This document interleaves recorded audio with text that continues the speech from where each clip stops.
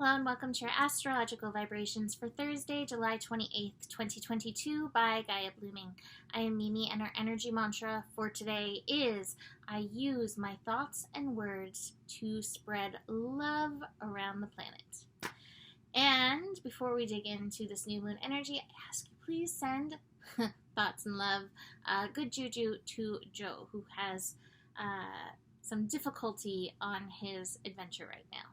So, and to the world, which is feeling this Mars-Uranus North Node conjunction today with the new moon being squared by Mercury. We're going to dig into that, but I do want to start with this new moon before we go there. So we have a new moon in the sign of Leo. This new moon is happening at 10:55 a.m. Pacific time. A new moon is a beautiful time for planting seeds, and as I'm saying this, I'm planting seeds, planting intentions, I hear the song, love this song. Anytime I hear it, I have to turn it up. Sowing the Seeds of Love, song from the 80s. And that, I believe, is what we're called to do. And I love the Sabian symbol for this. So I initially thought that it was actually at 6 degrees Leo, and I really liked the Sabian symbol for 6 degrees Leo, and there's a place for that in this. The 6 degree Leo energy is a conservative, old-fashioned lady is confronted by a hippie girl. So we'll dig into that in a little bit. But for 5 degrees, which is where this new moon is happening, 5 Leo is rock formations tower over deep canyon. And it talks about the slow yet magnificent work of elemental forces as they mold landscapes and canyons, rocks and mountains. And what that brings to mind for me is, so often we don't necessarily get immediate results, from thoughts and prayers, love and light, sending love to somebody. And yet, over time, the love that we pray over the world, the love that we speak over the world makes a difference. And it's usually not until, time has gone by and the waters of love have carved out these hard rocks, whether these hard rocks represent hard hearts or challenging situations in our life or just even life in general. It's not till we can stand back a little later and see the work that we have done. And that's the feeling of this, is I know people are like, we need more than thoughts or prayers, we need action. Absolutely, 100%, we absolutely do. And don't deny the work that love can do. One of my favorite all-time Rumi quotes is, don't ask what love can make or do. Look at the colors of the world. And that's just a reminder for us all in this. Love is one of the most important forces, one of the most important energies that we can embrace. If you are facing anything of challenge in your life, this is one of the energies to apply. Whether the love you are applying to yourself, whether the love you are applying to a situation, to someone else, send love. And later, when we leave this existence, we can stand back and look at the artistic canyons that love energy has produced.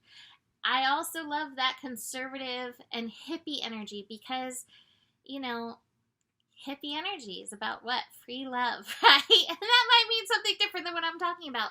But it's approaching the world from heart instead of conservative.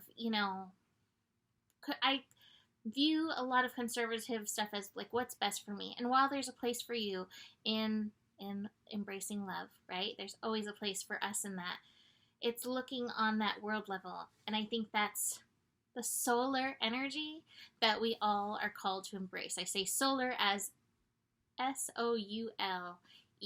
So the solar energy that we can all embrace. And that's for this moon. So in this new moon, what seeds of love can you pray into your life, into the lives of others, and into the world? And that will support, hopefully, this Mars-Uranus North Node conjunction that we are working through. This energy is super potent.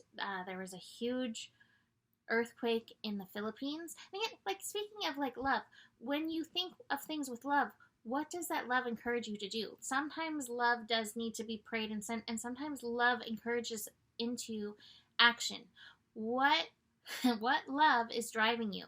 Hopefully, as Mars and Uranus and the North Node come together, and love being one of your higher values, will inspire love / high value aligned action. That's that Mars energy.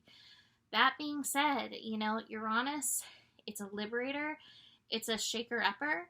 And as we keep developing into this deeper, chances are there's going to be more situations of this. So do be aware of that. Take it slow. Be very intentional in your actions. Today, with Mercury squaring Uranus, be very aware your nervous system may be very shook up by this energy. It's really important to take time to get grounded.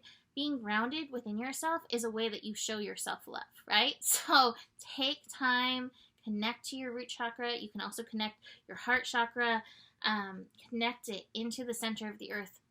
Realize you are being held by the earth.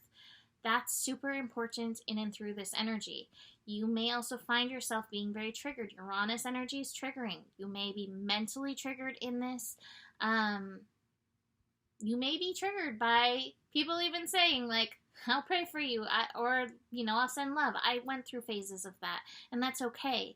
But keep seeing how you can move through this and keep aligning your value with love energy. We also have Jupiter going retrograde today, because we can't just have one thing. So if you are Sagittarius, or if you are Aries, Pisces a little bit too, chances are these are the signs that are most likely to be affected by this Jupiter retrograde. I always feel a little energy dip when Jupiter goes retrograde as a Sagittarius.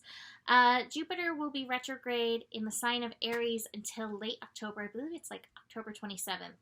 And then we'll retrograde back into Pisces and be retrograde in Pisces until I believe it's like November 23rd. So we're going to have, several months of Jupiter retrograde. Any retrograde is a return. It's a reminder. It's a review.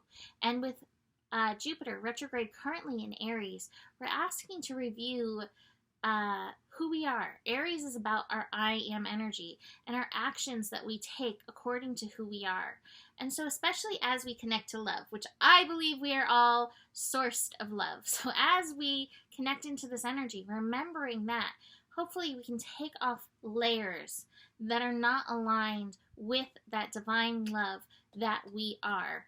That being said, Jupiter and Aries can be very reactive. Hopefully with this retrograde, we'll not be so reactive and able to show up in presence, able to show up being rather than that reactive energy. This will review lessons though. So if you've had any times of being reactive over the last several months of Jupiter being in Aries, hopefully this will be a chance to review them and shift those energies. And again, I would say offering some love to those energies might be very potent. There's no accidents, right? There's no accidents in this world. This Jupiter retrograde energy happening with this new moon and happening in tandem with this, I think is really asking all of us to be very clear in who we are and showing up in that.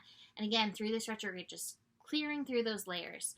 Finally, to finish up the day, speaking of Jupiter, we will have the moon in Leo connecting to Jupiter. That is Jupiter's first connection after going retrograde. So again, it's like remembering I am love. You are love. My favorite Rumi quote.